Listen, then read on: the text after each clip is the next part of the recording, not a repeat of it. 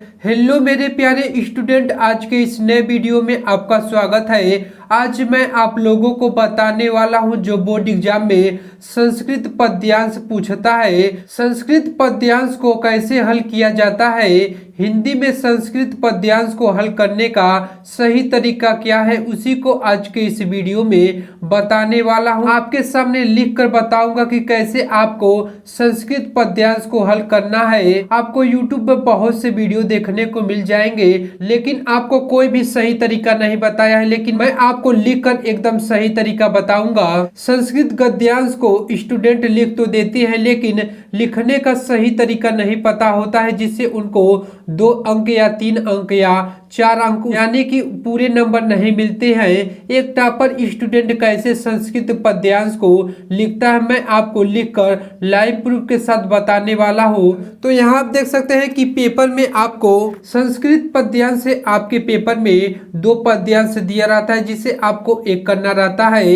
ये आपके 5 अंक के होते हैं। तो कैसे एक टॉपर स्टूडेंट 5 में 5 अंक लाता है, तो यहाँ आप देख सकते हैं कि 24 नंबर क्वेश्चन में निम्नलिखित संस्कृत पद्यांशों में से किसी एक पद्यांश का संदर्भ सहित हिंदी में अनुवाद कीजिए। यहाँ आप देख सकते हैं, जब आप संदर्भ को लिखेंगे 2 अंक मिलेंगे, जब आप हिंदी में अनुवाद करेंगे तब आपको 3 अंक मिलेंगे।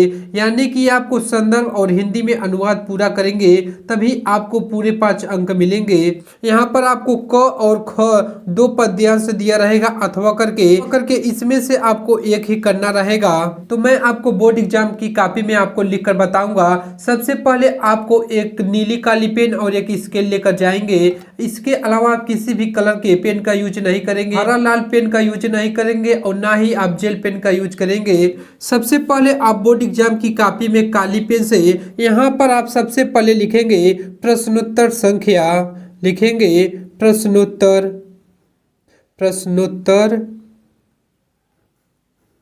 संख्या। यहाँ पर आप 24 नंबर डालेंगे, यानी कि हम 24 नंबर के क्वेश्चन को कर रहे हैं, तो यहाँ पर आप 24 नंबर डालेंगे। यहाँ पर आप जिस अंश को करेंगे यहाँ पर आप लिखेंगे, मान लीजिए मैं आपको कौन नंबर बता रहा हूँ, तो यहाँ पर आप कौन नंबर डालेंगे। उसके बाद यहाँ पर भी आप कौन नंबर डालेंगे, इसे में आप संकेत को लिखेंगे। तो यहाँ आप देख सकते हैं कि सबसे पहले मैंने प्रश्नोत्तर संख्या 24 डाला, कौन नंबर मैं आपको बता रहा हूँ, तो यहाँ पर आप कौन नंबर डालेंगे। उसके बाद यहाँ पर आप इसमें से संकेत को लिखेंगे। उसके बाद यहाँ पर आप संकेत को लिखेंगे, स्टार्टिंग के 2 शब्द लिखेंगे। यहाँ पर आप लिखेंगे काली पेन से उत्तरयत, यहाँ पर आप उत्तर लिखेंगे, उत्तर। उसके बाद यहाँ पर आप लिखेंगे संतति,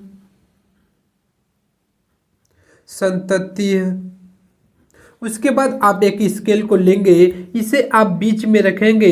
उसके बाद आप इसे डैश डैश करते चले जाएंगे, क्योंकि जब आप हाथ से करेंगे तो टेढ़ी मेढ़ी हो जाती है, जिससे देखने में अच्छा नहीं लगता है। आप जब भी डैश डैश करेंगे तो स्केल बीच में रखकर, तो यहाँ आप इस तरह से सबसे पहले आप संकेत को डालेंगे। यहाँ पर आप जो प्रश्नोत्तर संख्या डाले इसे भी आप अंडरलाइन कर देंगे इस तरह से। तो यहाँ पर आप सबसे पहले काली पेन से संदर्भ लिखेंगे, संदर्भ। आप इस तरह से संदर्भ का हेडिंग आप डालेंगे। उसके बाद आप स्केल से आप इसे भी अंडरलाइन कर देंगे, जिससे देखने में अच्छा लगता है। उसके बाद आप यहाँ पर नीली पेन को उठाएंगे और यहाँ से आप संदर्भ को लिखेंगे। सबसे पहले आप लिखेंगे प्रस्तुत श्लोक, यानी कि यह श्लोक है इसलिए यहाँ पर आप प्रस्तुत श्लोक लिखेंगे। यहाँ पर आप लिखेंगे प्रस्तुत श्लोक। आप इस तरह से लिखेंगे, प्रस्तुत श्लोक हमारी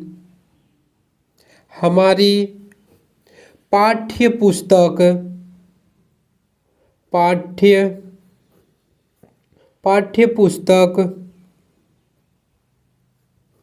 उसके बाद यहाँ पर काली पेन को उठाएंगे और यहाँ पर आप हिंदी को काली पेन से लिखेंगे। यहाँ पर आप लिखेंगे हिंदी, इसे आप इस तरह से बंद कर देंगे, क्योंकि जब एग्जामिनर कॉपी को चेक करता है तो यही सभी चीज़ों को वह देखता है कि कैसे आपने लिखा है। इस तरह से यदि आप लिखेंगे तो वह समझ जाएगा कि यह टॉपर स्टूडेंट है, इसे सब चीज़ों का नॉलेज है। उसके बाद यहाँ पर आप लिखेंगे हिंदी के संस्कृत लिखेंगे, संस्कृत खंड यहाँ पर आप लिखेंगे खंड। उसके बाद आप यहाँ से लिखेंगे में संकलित आप इसी तरह से अच्छे हैंड राइटिंग में लिखेंगे। उसके बाद यह किस पाठ से लिया गया है, तो यह वाराणसी नामक पाठ से लिया गया है। तो आप पाठ के नाम को भी आप काली पेन से लिखेंगे। यहाँ पर आप लिखेंगे वाराणसी।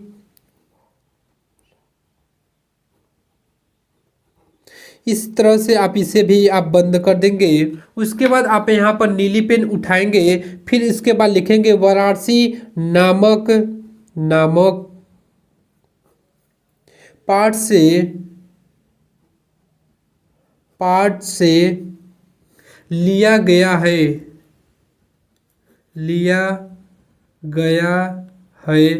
आप इसी तरह से सबसे पहले आप संदर्भ को लिखेंगे। इसमें आप लिखेंगे प्रस्तुत श्लोक हमारी पाठ्य पुस्तक हिंदी के संस्कृत खंड में संकलित वाराणसी नामक पाठ से लिया गया है। आप इस तरह से लिखेंगे तो एग्जामिनर आपको तुरंत संदर्भ पर 2 नंबर दे देगा। इसी तरह से एक टॉपर स्टूडेंट बोर्ड एग्जाम की कॉपी में लिखता है। उसके बाद यहाँ पर आप दिया है हिंदी में अनुवाद, तो आप इसका हिंदी में अनुवाद करेंगे। यहाँ पर आप सबसे पहले एक बार पढ़ लेंगे उत्तरम यत समुद्रस्य हिमाद्रस्य च दक्षिणम, यानी कि समुद्र के उत्तर में और हिमालय के दक्षिण में जो देश स्थित है। तो मैं आपको लिख कर बताता हूँ कैसे आप लिखेंगे। यहाँ पर आप एक लाइन छोड़ देंगे, यहाँ से लिखना स्टार्ट करेंगे।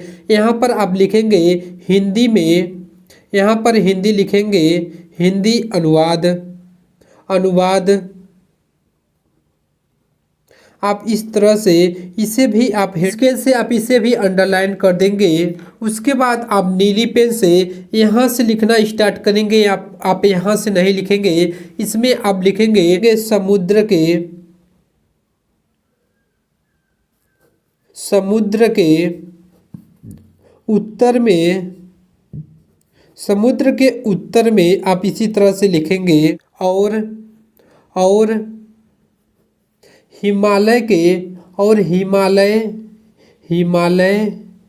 हिमालय के दक्षिण में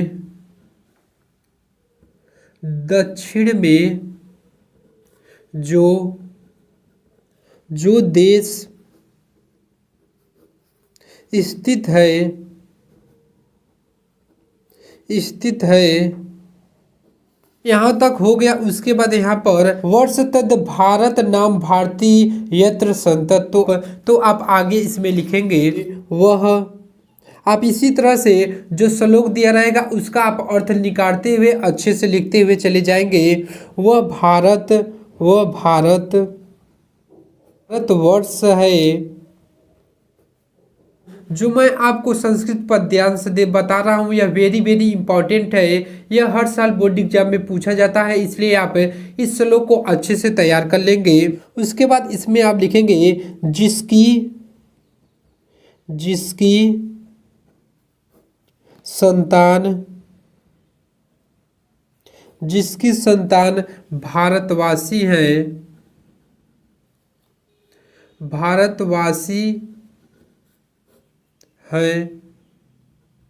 उसके बाद यहाँ से यह श्लोक है, इसलिए यहाँ से आप डबल इन्वर्टेड कामा लगा देंगे स्टार्टिंग में और लास्ट में। तो आप इसी तरह से बोर्ड एग्जाम में आप संस्कृत जो पद्यांश दिया रहता है श्लोक वाला, आप इसी तरह से लिखेंगे तो एग्जामिनर आपको पूरे अंक देगा। यदि वीडियो पसंद आए तो वीडियो को लाइक, सब्सक्राइब और ज़्यादा से ज़्यादा अपने दोस्तों के पास शेयर करें। मिलते हैं नेक्स्ट वीडियो में। जय हिंद, जय भारत, वंदे मातरम।